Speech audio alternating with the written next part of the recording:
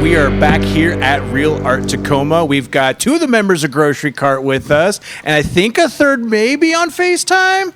No. Nope. Unavailable. Oh, that's fine. That's cool. We got you guys here to talk about it. Tell us a little bit about Grocery Cart, and obviously you guys came together for Live It Out Loud, but tell us a little bit about that experience so far that it's been for you. Well, I mean, yeah, it's been awesome. I mean, I'm not really... This is my second year, and I feel like last year wasn't necessarily my favorite experience, but this year it's just awesome. Has it been awesome for you? No, what's been the difference for you for this one? Go ahead and talk a little bit more. The difference is, like, I don't know, it feels more like a family, I feel like. Right on. Rather than a group of people.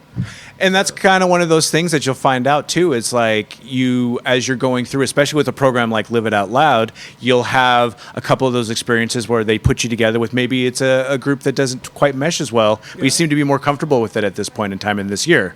Mm-hmm. Yeah, definitely. Where did the name Grocery Cart, where did that come from? All right. Grocery Cart has a pretty kind of dull origin. I mean... we were really debating each other on what the best name would be for a while. Like, we went unnamed at the first show. Band 5. And then... Band 5, Band 5. And then we got into the practice room one day, and there was just a grocery cart.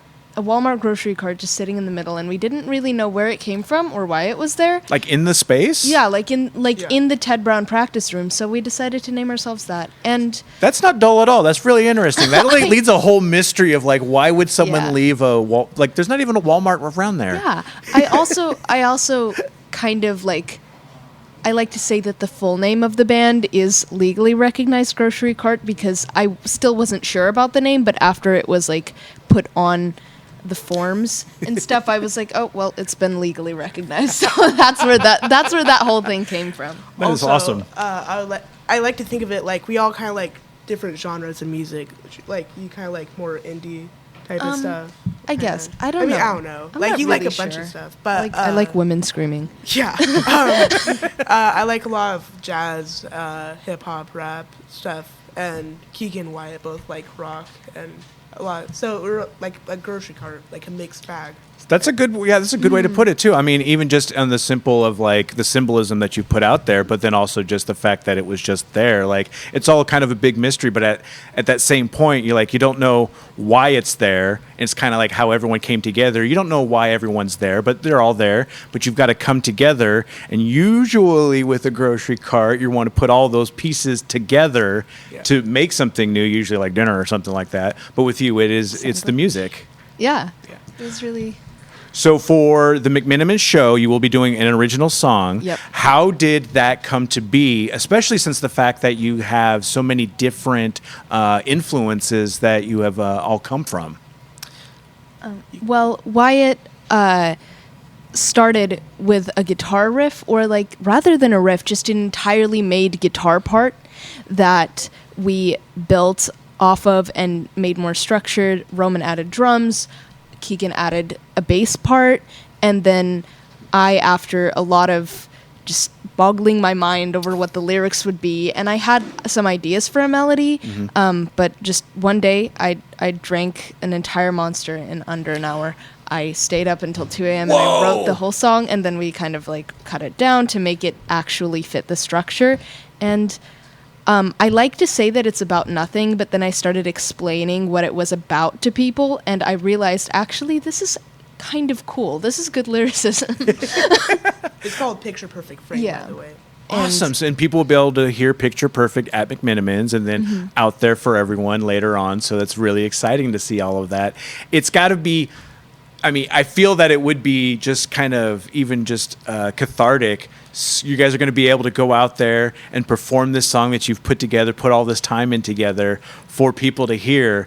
Are you excited for that? Are you nervous about that? How do you feel it's going to go? I am pretty excited. I honestly think it's one of like the songs we have most solid for the performance, and we won't be able to have a really cool guitar solo section done because like it's just really difficult to put together a backing track just for that. But I think it'll be really cool. Definitely. Yeah. Right. Yeah. It might not be what you usually, this type of songs you usually hear from this program, but honestly, we're kind of all over the place. It wasn't the best, but we did do like an acoustic song at the last show, and it was really short, but it was well received by the crowd. And that's the thing too. It's like the crowd, especially with something like this, they know what to expect at a base level. They know that people are going to be up there, performing, but it gives you the chance, however which way you have your influence, to go out there and show people what you've got and maybe expose them to music that they're not that they never really experienced before. And that's got to be the fun too, because even performing with the different shows and be able to put that out there, it's ever evolving. So if you don't have the guitar solo part, it'll evolve into something else as you're going out there, and that's part of it. It's part about just making the crowd feel it. So I hope hope that you guys are ready and excited for all of that. Mm-hmm. Yep. Now, finally, last question I got for you on this one. Do you have any advice for anybody who would just want to be in a band? Maybe something that you didn't expect or something that you didn't realize that is actually pretty important when it comes down to it? Yeah, kind of like just,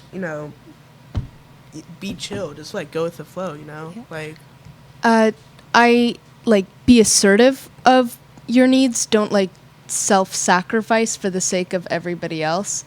Like, if you, as a singer, I'm talking about this as a singer, but if you have a certain vocal part that's just so straining that you might be able to do it, but you won't be able to do any songs after, communicate that. Maybe you could put it last in the set list. Maybe you could work with people. Bring your influences in, but respect everybody else's as well. And yeah, I think that's a big thing when it comes down to it, is respect. And it's that's a big part when it comes down to being in any sort of band. And I feel it's just having Live It Out Loud be able to get you into these situations and then learn to work with other people.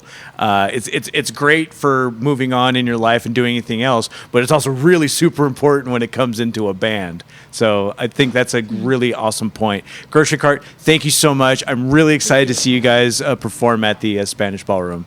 Thank you. Thank you.